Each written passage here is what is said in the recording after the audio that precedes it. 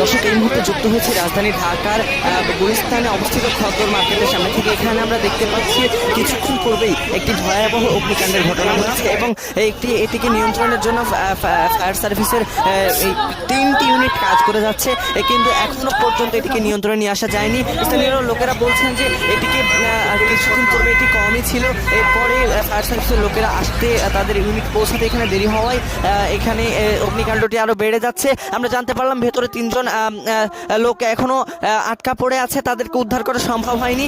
তাদেরকে উদ্ধার করার জন্য কাজ চালিয়ে যাচ্ছে ফায়ার সার্ভিস, কিন্তু এখন তাদেরকে উদ্ধার করতে পারেনি। এখন আমরা দেখতে পাচ্ছি এখানে আগুনটা আরো বেড়েই চলেছে, এখনো এটার কোনো নিয়ন্ত্রণে নিয়ে আসার মতো অবস্থা হচ্ছে না এবং ফায়ার সার্ভিস কাজ করছে। আমরা দেখতে পাচ্ছি এখানে সাধারণ মানুষেরা ভিড় জমিয়েছে, তারা উৎসুক জনতার মতো দেখছে এখানে কি হচ্ছে। আসলে এখানে এখনো পর্যন্ত আমরা দেখতে পাচ্ছি এখানে ফায়ার সার্ভিসের ইউনিটরা কাজ করছিল, হঠাৎ করেই তাদের ট্যাঙ্কে পানি শেষ হয়ে যাওয়ার কারণে তাই কিছুক্ষণ বিলম্ব হয়, এখানে আগুন নির্বাপনের কাজে বিঘ্ন ঘটে এবং এই আগুনটি উত্তরোত্তর আরো বৃদ্ধি পাচ্ছে এবং এখানে এটিকে নিয়ন্ত্রণে নিয়ে আসা যাচ্ছে না। সাধারণ মানুষের মধ্যে আতঙ্ক ছড়িয়ে পড়েছে, ব্যবসায়ীরা সন্ত্রস্ত হয়ে পড়েছে।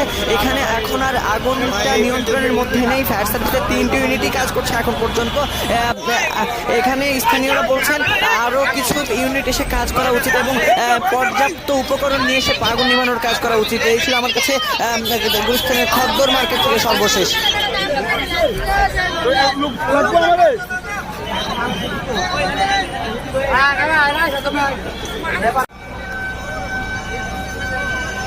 पानी छिड़ना है बासी पहुंची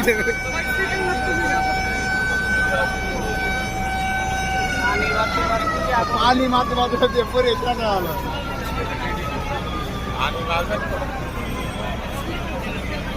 कोई मोड़